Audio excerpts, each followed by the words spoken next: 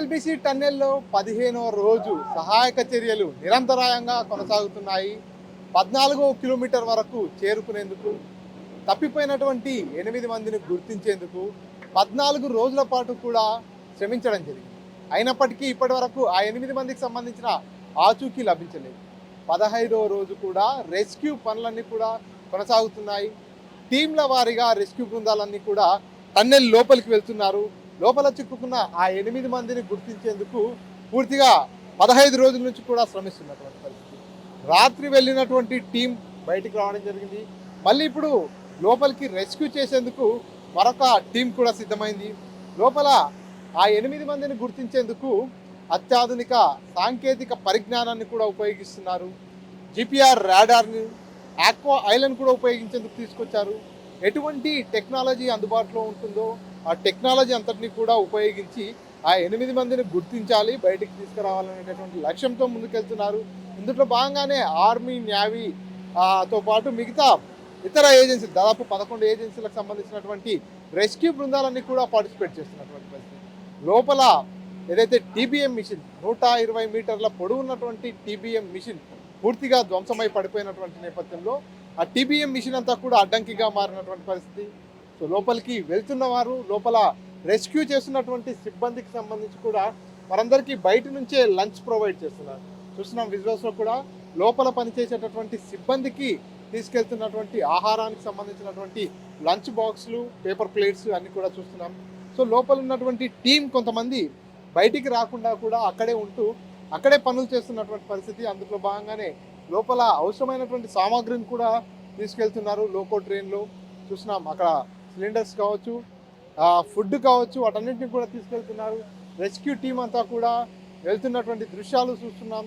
దాదాపుగా ఇప్పుడు ఇంకొక టీం లోనికి వెళ్తుంది. ఇప్పటికే లోపల ఓ టీం పనిచేస్తుంది. ఈ టీం వెళ్ళిన తర్వాత మరో టీం బయటకు వస్తుంది అన్నట్టు. సో ఇట్లా షిఫ్టుల వారీగా 14 రోజులు పూర్తయిపోయింది. 15వ రోజు కూడా రెస్క్యూ నిరంతరాయంగా కొనసాగుతూనే ఉంది. రెస్క్యూ టీమ్స్ ఎన్డీఆర్ఎఫ్ కావచ్చు, ఎస్డీఆర్ఎఫ్ కావచ్చు, ఆర్మీ, నేవీ, అదేవిధంగా ర్యాట్ మైనర్స్ కావచ్చు, వీరంతా కూడా లోపల పూర్తిగా పరిస్థితులను తెలుసుకునేందుకు, లోపల ఉన్న చిక్కుకుపోయినటువంటి ఆ 8 మందికి సంబంధించినటువంటి ఆనవాళ్లను గుర్తించేందుకు నిరంతరంగా శ్రమిస్తున్నటువంటి పరిస్థితి. స్నీపర్ డాగ్లను తీసుకురావడం జరిగింది. స్నీపర్ డాగ్లతో ఏదైనా కొంత ఆనవాళ్ళు గుర్తించేటటువంటి ప్రయత్నం చేశారు. ఆ తర్వాత క్యాడవర్ డాగ్లను కూడా తీసుకురావడం జరిగింది. క్యాడవర్ డాగ్లు ఒక 2 ప్రాంతాలని కూడా గుర్తించినట్టుగా తెలుస్తుంది. ఏదైతే జిపిఆర్ రాడార్ ఎక్కడైతే చూపించిందో అదే స్పాట్లను కూడా ఈ క్యాడవర్ డాగ్స్ కూడా చూపించారు. కేరళలో జరిగినటువంటి విపత్తు సమయంలో ఈ క్యాడవర్ డాగ్సే ఈ మట్టి శకలాల కింద కూరుకుపోయినటువంటి ఆ మృతదేహాలని గుర్తించినటువంటి పరిస్థితి.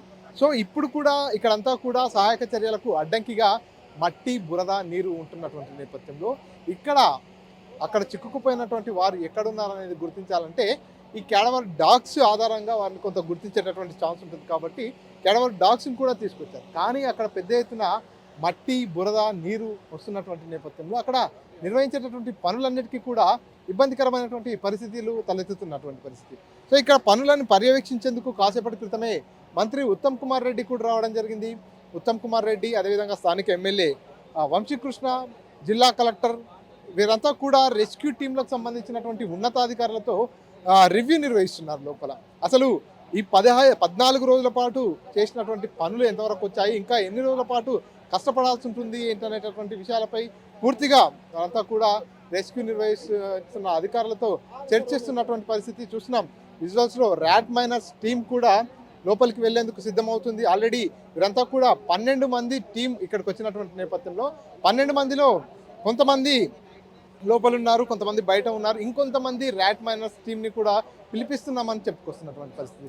సో ర్యాట్ మైనర్స్ కావచ్చు, రెస్క్యూ టీంలు కావచ్చు, వీరంతా కూడా లోపల నిరంతరంగా శ్రమిస్తున్నారు. ఆ లోపల చిక్కుకున్నటువంటి 8 మందిని గుర్తించేందుకు, 8 మందిని బయటికి తీసుకొని వచ్చేందుకు శ్రమిస్తున్నటువంటి పరిస్థితి. సో అక్కడ ఏదైతే టన్నెల్ లోపల దాదాపుగా 10 మీటర్ల వరకు కూడా టన్నెల్ అంతా కూడా చాలా డేంజరస్ సిచ్యువేషన్లో ఉన్నట్టుగా రెస్క్యూ సిబ్బంది చెప్పుకొస్తున్నటువంటి పరిస్థితి. ఆ టన్నెల్ లోపల ఉన్నటువంటి సెగ్మెంట్స్ అన్నీ కూడా క్రాక్స్ వచ్చాయి. ఏ క్షణమైనా కూడా అది కూడా కొంత డిస్టర్బ్ అయ్యేటటువంటి అవకాశం ఉంది, అది కూడా పడిపోయేటటువంటి ఛాన్స్ ఉన్నాయి. కాబట్టి లోపల రెస్క్యూ నిర్వహిస్తున్నటువంటి అధికారులు ఆ 10 మీటర్ల దగ్గర పూర్తిగా ఒక మార్క్ చేయడం జరిగింది. ఆ మార్క్ దాటుకొని ఎవరు వెళ్ళరాదంటూ కూడా హెచ్చరికలు జారీ చేసిన నేపథ్యంలో రెస్క్యూ చేసేవారంతా కూడా ఏదైతే డేంజరస్ స్పాట్గా ఉన్నటువంటి ఆ స్పాట్కు యువతల వైపున మాత్రమే వారంతా కూడా రెస్క్యూ పనులు నిర్వహిస్తున్నటువంటి పరిస్థితి. సో 14 రోజులు అయిపోయింది. 14 కిలోమీటర్ల వరకు నిత్యం వెళ్ళి వస్తున్నారు. 15వ రోజు నడుస్తుంది. ఈ 15వ రోజు మరి లోపల ఎటువంటి పురోగతి ఉంటుంది, ఎలాంటి పనులు ఉంటాయనేది చూడాలి. ఎందుకంటే కన్వేయర్ బెల్ట్ లేకని కారణంగా కూడా పనులకు చాలా ఆలస్యం జరిగింది. సో ఇప్పుడు ప్రస్తుతానికి కన్వేయర్ బెల్ట్ కూడా రన్ అవుతున్నటువంటి పరిస్థితి. కన్వేయర్ బెల్ట్ నిన్న కొంత రన్ కాలేదు, కానీ ఇవాళ చూసుకున్నట్టయితే పూర్తిగా కన్వేయర్ బెల్ట్ కూడా అందుబాటులోకి వచ్చింది. కన్వేయర్ బెల్ట్ పైన లోపల ఉన్నటువంటి మడ్డు కావచ్చు, ఆ మట్టిని దానంతటిని కూడా ఈ కన్వేయర్ బెల్ట్ ఆధారంగా బయటికి తీసుకొస్తున్నటువంటి సిచ్యువేషన్. సో ఇప్పుడు లోపల ఇటాచీ లాంటి వాహనాలని కూడా తీసుకెళ్లారు. ఇటాచీల ద్వారా, మినీ ఇటాచీల ద్వారా ఆ మట్టినంతా కూడా తోడేస్తున్నటువంటి నేపథ్యంలో పనులు కొంత వేగవంతంగానే జరుగుతున్నాయని కూడా చెప్పుకోవచ్చు. సో లోపల ఏదైతే మినీ ఇటాచీలతో పాటు పై భాగానికి వెళ్ళాలి, పై భాగాన పనులు నిర్వహించాలంటే అక్కడ కొంత క్రేన్ లాంటి పరికరం కావాలి. సో ఇక్కడ ఏదైతే ఒకటి లిఫ్ట్ ఉంది, క్రేన్ లాంటి పరికరం ఉంది. ఈ పరికరాన్ని కాసేపటి క్రితమే లోపల నుంచి బయటికి తీసుకొచ్చినటువంటి పరిస్థితి. పై భాగాన ఏదైతే ఆ సెగ్మెంట్స్ దగ్గరికి కావచ్చు, ఇంకాస్త పైకి వెళ్ళి పైనుంచి పరిస్థితులను అంచనా వేసేందుకు, ఆ పరిస్థితులన్నీ చూసేందుకు ఈ క్రేన్ లాంటి పరికరం ఏదైతే ఉందో JLG లిఫ్ట్ అనేది, దీన్ని కూడా లోపలికి తీసుకెళ్లారు. కాసేపటి క్రితమే లోపల నుంచి ఈ మిషన్ని కూడా బయటికి తీసుకొచ్చినటువంటి పరిస్థితి. సో మొత్తానికి నిరంతరాయంగా ఈ రెస్క్యూ పనులన్నీ కూడా కొనసాగుతున్నాయి. రెస్క్యూ పనులను వేగవంతం చేయాలంటూ కూడా అధికారులు సూచనలు చేస్తున్నటువంటి నేపథ్యంలో వారంతా కూడా ముమ్మరంగా రెస్క్యూ పనులు నిర్వహిస్తున్నారు. లోపల ఏదైతే 8 మందికి సంబంధించినటువంటి ఆచూకీ కావచ్చు, ఆ 8 మందికి సంబంధించినటువంటి మృతదేహాలు కావచ్చు, వాటన్నింటినీ వీలైనంత తొందరగా బయటికి తీసుకురావాలంటూ కూడా ఇక్కడ పనిచేసేటటువంటి రెస్క్యూ టీం నిరంతరాయంగా పనిచేస్తుంది. ఎందుకంటే 14 రోజులు గడుస్తున్నప్పటికీ కూడా లోపల చిక్కుకున్నటువంటి ఆ 8 మంది కుటుంబ సభ్యులంతా కూడా ఇప్పటికీ ఎదురు చూస్తున్నారు. వారి కుటుంబ సభ్యులు బయటికి వస్తారేమో, ఏదో చిన్న ఆశ, ఏదో మూలన దాక్కుండలేకపోతారా, ప్రాణాలతో సురక్షితంగా రాకపోతారా అనేటటువంటి ఏదో చిన్న ఆశ వాళ్ళని వెంబడిస్తుంది. 15వ రోజు గడుస్తుంది, ఈ రోజు వరకు రెస్క్యూ నడుస్తుంది. దేవుణ్ణి ప్రార్థిస్తున్నారు, లోపల చిక్కుకున్నటువంటి మా కుటుంబ సభ్యులంతా కూడా బయటికి రావాలి, సురక్షితంగా రావాలని ప్రార్థిస్తున్నారు. కానీ లోపల సిచ్యువేషన్ అంతా కూడా లోపలికి వెళ్ళి వచ్చేటటువంటి రెస్క్యూ టీమ్ మెంబర్స్ చెప్పేటటువంటి మాటలు వింటుంటే ఒక భయానకమైనటువంటి సిచ్యువేషన్ లోపల ఉంది. ఇప్పటికే చాలా వరకు కొలాప్స్ అయినటువంటి నేపథ్యంలో అక్కడంతా కూడా నీటి ఊట ఉధృతంగా వస్తున్నటువంటి నేపథ్యంలో పరిస్థితులంతా కూడా చాలా డేంజరస్గా ఉన్నాయి. మరొక దాదాపు 10 మీటర్ల వరకు కొలాప్స్ అయ్యేటటువంటి సిచ్యువేషన్ ఉంది. భారీ సెగ్మెంట్స్ ఏవైతే ఉన్నాయో అవన్నీ కూడా క్రాక్స్ వచ్చాయంటూ కూడా లోపల పనిచేసేటటువంటి సిబ్బంది చెప్తున్నారంటే లోపల సిచ్యువేషన్ ఏ విధంగా ఉందో అంచనా వేసుకోవచ్చు. సో మరి ఇప్పుడు మంత్రి ఉత్తమ్ కుమార్ రెడ్డి కూడా అధికారులతో, రెస్క్యూ టీమ్స్కు సంబంధించినటువంటి ఉన్నతాధికారులతో రివ్యూ నిర్వహిస్తున్నారు.